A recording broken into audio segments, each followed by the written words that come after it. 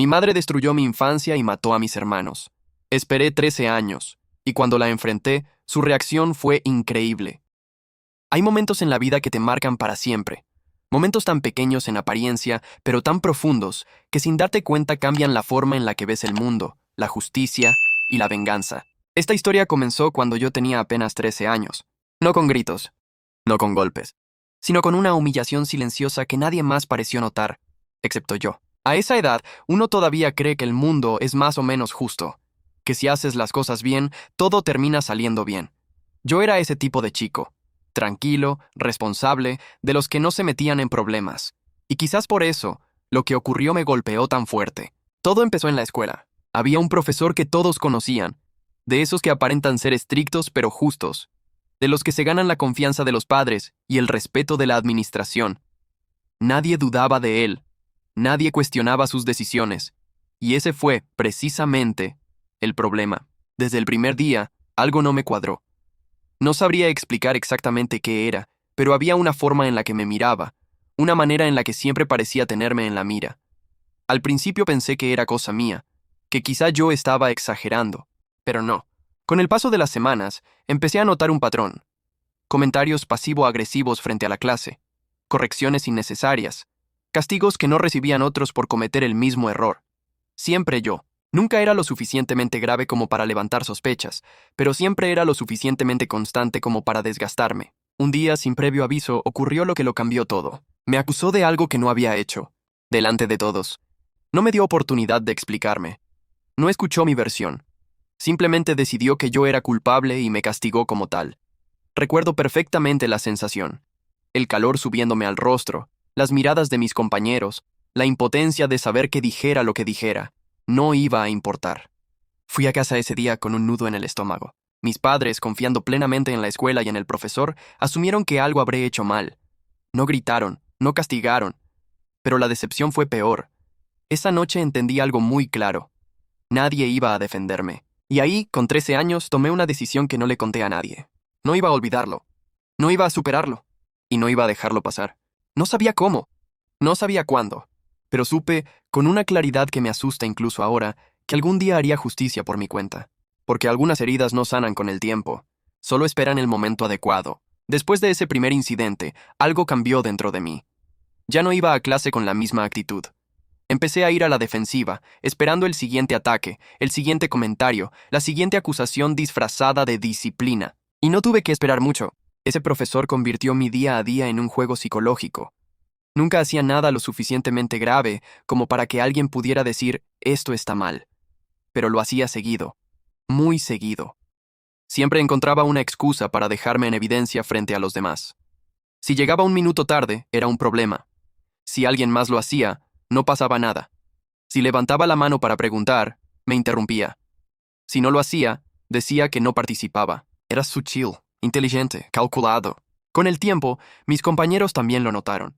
Algunos se reían, otros bajaban la mirada. Nadie decía nada, porque cuando una figura de autoridad decide que tú eres el problema, defenderte también se vuelve peligroso. Intenté hablar con otros profesores, intenté explicar lo que estaba pasando, pero siempre obtenía la misma respuesta. Él es muy estricto, pero quiere lo mejor para ustedes. Traducido, no te creemos. En casa, la situación no era mejor. Cada nota baja, cada reporte, cada llamada de la escuela reforzaba la idea de que yo era el que estaba fallando. Mis padres no eran malos, pero confiaban más en el sistema que en un chico de 13 años. Así que dejé de hablar. Aprendí algo importante muy joven. Cuando nadie te escucha, observar es más útil que quejarse. Empecé a fijarme en todo, en cómo hablaba, en cómo se comportaba con otros profesores, en cómo trataba de manera diferente a ciertos alumnos, en especial a los hijos de personas importantes. A ellos nunca les gritaba, nunca los humillaba, nunca los acusaba sin pruebas. Ahí entendí que no era estrictamente personal, era poder. Y el poder, cuando no se cuestiona, siempre se corrompe. Los años pasaron. Terminé esa etapa escolar con la autoestima por el suelo, pero con una habilidad que no sabía que estaba desarrollando. Paciencia, muchísima paciencia. Porque mientras otros olvidaban, yo recordaba. Mientras otros seguían adelante, yo tomaba nota. No soñaba con venganza violenta ni con confrontaciones dramáticas. No, yo quería algo mucho más simple. Y mucho más efectivo. Quería que el mundo lo viera como realmente era, pero para eso necesitaba tiempo. Y la vida curiosamente me lo dio. Los años siguieron su curso. Terminé la escuela, cambié de entorno, conocí nuevas personas. En apariencia, mi vida siguió adelante como la de cualquiera. Ya no veía a ese profesor, ya no estaba bajo su autoridad, ya no tenía que soportar sus comentarios ni su mirada constante buscándome errores. Para la mayoría, eso habría sido el final de la historia. Para mí no. No es que pensara en él todos los días. No vivía obsesionado ni planeando algo activamente. Pero cada vez que veía una injusticia, cada vez que alguien abusaba de su posición, ese recuerdo volvía, como una espina clavada que nunca terminó de salir. Con el tiempo, entendí algo importante. Lo que más me había dolido no fue el castigo ni la humillación puntual. Fue la impotencia. El saber que alguien con poder podía decidir quién eras ante los demás, sin consecuencias. Esa sensación me marcó. Me volví más observador, más analítico. Empecé a notar cómo funcionaban realmente las jerarquías, cómo la gente protegía a los suyos y cómo los errores se perdonaban, dependiendo de quién los cometiera. Mientras tanto, yo crecía.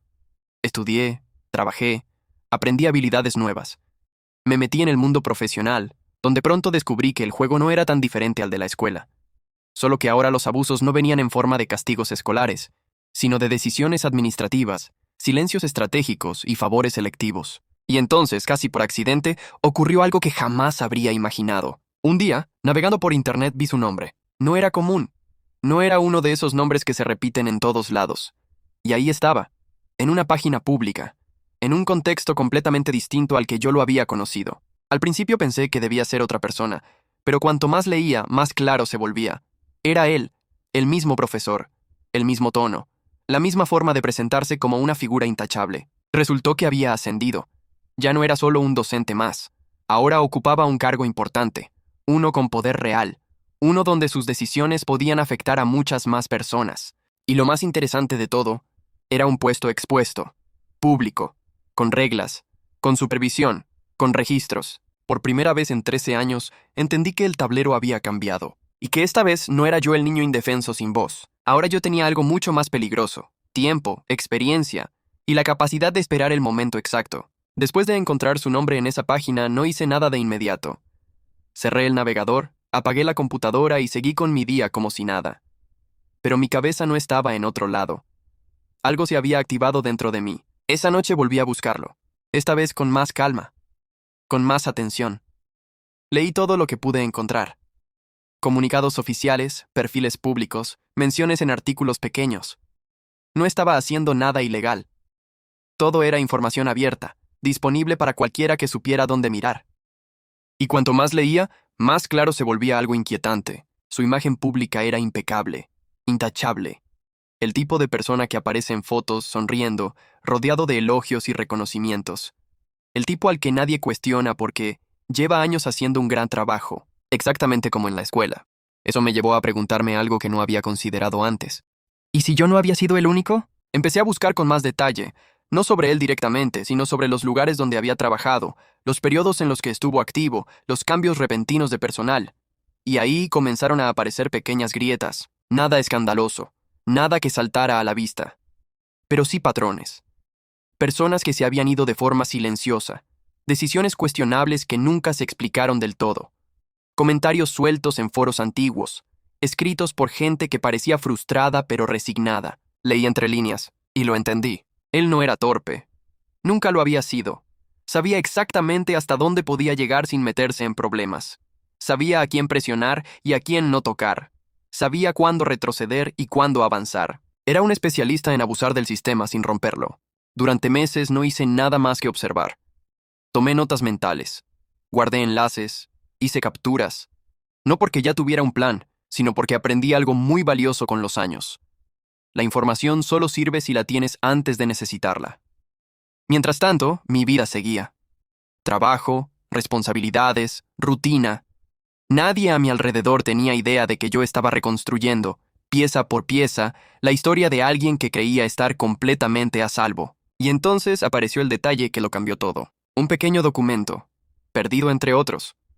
Algo que nadie se había molestado en ocultar porque, en teoría, no significaba nada. Pero para mí, significaba todo. Ese documento no era secreto, no estaba escondido detrás de contraseñas ni protegido por ningún sistema especial. Era uno de esos archivos que existen para cumplir con un requisito administrativo de los que casi nadie lee con atención, pero yo sí lo hice. Lo leí una vez, luego otra, y luego una tercera, solo para asegurarme de que no estaba imaginando cosas. Ahí estaba, negro sobre blanco. Un procedimiento específico que regulaba cómo debían manejarse ciertas decisiones, qué pasos eran obligatorios, qué controles existían, y sobre todo, qué pasaba cuando alguien se saltaba esas reglas. En ese momento no sentía euforia, no sentía alegría, sentí algo mucho más frío, certeza, porque entendí que no necesitaba inventar nada, ni exagerar nada, ni vengarme de manera directa. El sistema ya tenía las herramientas para hacerlo caer. Solo había que usarlas correctamente. Durante los meses siguientes me dediqué a una sola cosa: verificar. Cada decisión relevante en la que él había participado la contrastaba con ese documento. Cada firma, cada aprobación, cada movimiento. No buscaba errores pequeños, sino patrones, y los encontré. No eran cosas evidentes para alguien que mirara por encima, pero para alguien que sabía exactamente qué buscar, eran demasiadas coincidencias. Había procesos incompletos, evaluaciones realizadas de manera apresurada, casos donde las mismas personas siempre salían beneficiadas. Nada que gritara corrupción, pero sí lo suficiente como para levantar preguntas incómodas si alguien decidía hacerlas. Y yo estaba dispuesto a hacerlas, pero no todavía. Había aprendido una lección fundamental en todos esos años. Apresurarse es la forma más rápida de arruinarlo todo. Así que esperé, observé. Dejé que siguiera acumulando confianza, poder y seguridad. Mientras tanto, preparé el terreno, organicé todo, clasifiqué la información. Me aseguré de que cada dato pudiera sostenerse por sí mismo. Nada de opiniones, nada de emociones, solo hechos, fechas y documentos. No quería que esto se viera como una vendetta personal. Quería que se viera exactamente como lo que era, una revisión legítima de alguien que llevaba demasiado tiempo sin ser cuestionado.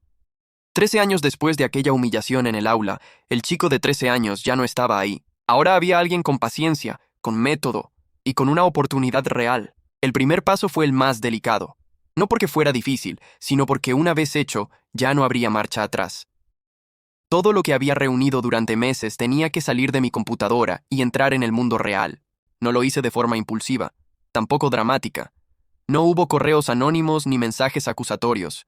Hice exactamente lo que haría cualquier ciudadano responsable que detecta irregularidades. Seguí el procedimiento oficial. Presenté una solicitud de revisión, nada más. Sin nombres llamativos, sin acusaciones directas. Solo una petición formal para que se revisaran ciertos procesos específicos, adjuntando la documentación correspondiente. Todo redactado con cuidado, con lenguaje técnico, neutro y preciso. El tipo de texto que no provoca alarmas, pero que tampoco puede ignorarse. Después de enviarlo, no sentí alivio. Sentí silencio. Ese silencio incómodo que aparece cuando sabes que acabas de mover una ficha importante y ahora solo queda esperar la reacción del otro lado. Los primeros días no pasó nada, y eso era buena señal. Si hubiera habido una respuesta inmediata, habría significado que alguien estaba intentando apagar el fuego rápidamente. Pero el silencio indicaba algo distinto. Estaban leyendo, estaban analizando, estaban verificando. Una semana después recibí el primer correo. No era de él.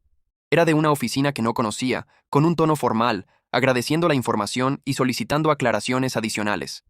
Exactamente lo que yo esperaba. Respondí con calma. Adjunté más documentos. Respondí preguntas específicas, siempre con el mismo tono profesional, siempre sin mostrar emoción alguna. Mientras tanto, él seguía con su vida normal, publicando, apareciendo en eventos, actuando como si nada estuviera pasando. Y probablemente así era. No tenía idea de que alguien había encendido una luz justo encima de su cabeza. Pero esas luces, una vez encendidas, no se apagan fácilmente. Las cosas no cambian de un día para otro cuando alguien con poder empieza a ser investigado. Al principio, todo sigue igual en la superficie. Sonrisas, comunicados normales, rutina. Pero debajo, algo se mueve. Lo supe por pequeños detalles. Su nombre dejó de aparecer en ciertos anuncios. Ya no encabezaba algunos documentos públicos. Empezaron a figurar sustitutos temporales en reuniones clave. Nada que pudiera señalarse directamente, pero suficiente para alguien atento. Como yo. Un mes después de mi primer contacto llegó el segundo correo. Esta vez el tono era distinto, más serio, más específico. Ya no me pedían aclaraciones generales, sino explicaciones puntuales sobre decisiones concretas. Eso significaba una sola cosa: habían encontrado algo. Respondí con la misma precisión de siempre. sin añadir nada extra, sin adornos, dejando que los hechos hablaran por sí solos. A partir de ahí, el proceso tomó vida propia. Comenzaron las auditorías internas, revisiones cruzadas. Personas que antes nunca habían cuestionado nada, ahora tenían que justificar por qué ciertas reglas se habían interpretado de forma tan flexible durante tanto tiempo. Y entonces ocurrió algo que no esperaba. Me escribió. No directamente, claro, no con acusaciones. Fue un mensaje aparentemente cordial, casi amistoso, algo así como un «Hola, hace tiempo que no hablamos», seguido de preguntas vagas sobre mi vida actual. En cuanto leí ese mensaje lo supe. Había conectado los puntos. No porque tuviera pruebas, sino porque la gente que juega con el poder durante años desarrolla un instinto muy fino, y ese instinto le estaba diciendo que yo tenía algo que ver. No respondí. El silencio, aprendí, también es una herramienta. Desde ese momento sus movimientos se volvieron erráticos. Intentó mostrarse más presente, más activo, más visible, como si eso pudiera borrar lo que ya estaba en marcha, pero ya era tarde. El sistema que él había aprendido a manipular ahora estaba haciendo exactamente lo que debía hacer, y esta vez no estaba de su lado. A partir de ese punto, todo empezó a moverse más rápido de lo que había imaginado. Lo que durante años había sido una estructura sólida, casi intocable, comenzó a mostrar grietas visibles. Ya no eran solo rumores internos o cambios sutiles. Ahora había acciones concretas. Primero fue una revisión formal anunciada públicamente. Nada dramático, nada escandaloso. Solo un comunicado breve, con lenguaje frío, diciendo que se estaba llevando a cabo una evaluación de ciertos procedimientos internos para mejorar la transparencia. Pero yo sabía lo que eso significaba. Cuando una institución habla de transparencia, es porque alguien preguntó algo incómodo. Días después, empezaron a aparecer los correos en cadena. Personas que antes nunca escribían ahora pedían reuniones. Solicitudes de documentación que llevaban años sin revisarse, fechas límite, plazos estrictos. Todo lo que antes se hacía cuando hubiera tiempo, ahora era urgente. Él intentó resistir. Lo noté en la forma en que comenzó a justificar decisiones pasadas, en cómo intentaba reinterpretar normas claras para que parecieran ambiguas, en cómo se apoyaba en su historial y en sus años de servicio, como si eso fuera un escudo. Pero el problema de los registros es que no olvidan, y el problema de los patrones es que, una vez que los ves, ya no puedes dejar de verlos. Cada revisión sacaba a la luz otra revisión pendiente. Cada explicación abría una nueva pregunta, y cada respuesta suya, en lugar de cerrar el tema, lo hacía más grande. En un punto dejó de aparecer en público, no de golpe, no oficialmente. Simplemente empezó a delegar, a ausentarse, a desaparecer de los lugares donde antes siempre estaba. Su nombre ya no era sinónimo de autoridad, sino de tema pendiente. Fue entonces cuando entendí algo muy claro. Esto ya no tenía que ver conmigo, ni con mi pasado, ni siquiera con la venganza. El sistema estaba haciendo su trabajo. Tarde, pero lo estaba haciendo. Y lo estaba haciendo porque alguien, por una vez, se tomó el tiempo de seguir las reglas en lugar de romperlas. La decisión no llegó de forma dramática. No hubo un gran anuncio ni titulares llamativos. Como suele pasar con las cosas verdaderamente importantes, llegó en silencio. Un correo, breve, formal, directo. Decía que, tras la revisión completa de los procesos señalados, se habían encontrado irregularidades suficientes como para tomar medidas. No entraba en detalles. No daba nombres públicamente. Pero dejaba algo muy claro. La persona responsable ya no ocuparía ese cargo. Leí el mensaje varias veces. No sentí euforia. No sentí ganas de celebrar. Lo que sentí fue algo mucho más profundo y difícil de describir. Cierre. Como si una puerta que había quedado entreabierta durante 13 años por fin se cerrara del todo. Poco después, la información empezó a circular de manera informal. Cambios internos, reasignaciones, una salida voluntaria explicada con palabras bonitas. Nadie hablaba de castigos, pero todos sabían que no había sido una decisión propia. Su carrera, construida durante décadas, se había detenido ahí. No porque alguien gritara, no porque alguien lo expusiera públicamente, sino porque, por primera vez, alguien decidió mirar con atención. Nunca me volvió a escribir, y yo tampoco lo busqué. No había nada más que decir. Durante mucho tiempo pensé que, cuando este momento llegara, sentiría satisfacción, que habría una especie de triunfo personal. Pero la verdad fue otra. Sentí paz. Una calma que no sabía que necesitaba hasta que la tuve. Ese chico de 13 años que fue humillado delante de su clase ya no tenía que cargar con esa injusticia. No porque el pasado cambiara, sino porque el presente había hecho algo al respecto. Y entendí algo fundamental. La venganza más efectiva no siempre es rápida, no siempre es visible, y casi nunca es emocional. A veces la venganza es simplemente paciencia, memoria, y dejar que la verdad haga su trabajo. Durante mucho tiempo pensé que la venganza tenía que sentirse como una victoria, como un momento explosivo, intenso, casi cinematográfico. Pero después de 13 años, entendí que la verdadera satisfacción no siempre viene acompañada de ruido. A veces llega en silencio. Lo que pasó no borró lo que viví a los 13 años. No hizo que la humillación desapareciera mágicamente, ni que el pasado se reescribiera. Pero hizo algo mucho más importante. Confirmó que no estaba equivocado, que no había exagerado, que lo que sentía en ese momento era real. Y eso, para alguien que pasó años dudando de sí mismo, vale muchísimo. También aprendí que el poder mal utilizado casi nunca se cae solo. Se sostiene porque la mayoría prefiere no ver, no meterse, no complicarse la vida. Porque denunciar requiere tiempo, paciencia y sobre todo, constancia. Yo no hice nada extraordinario. No fui valiente en el sentido tradicional. No confronté, no expuse, no grité. Solo observé, esperé y usé las mismas reglas que él había ignorado durante años. El sistema que lo protegió fue el mismo que terminó quitándole todo. Y eso fue lo más irónico de todo. Si algo me dejó esta experiencia, es una lección clara. La justicia tarda, pero cuando llega bien hecha no necesita espectáculo, no necesita aplausos, solo necesita que alguien no se rinda. Hoy ya no cargo con esa rabia silenciosa que me acompañó durante tanto tiempo. No porque me haya vengado, sino porque cerré un capítulo que había quedado abierto demasiado pronto.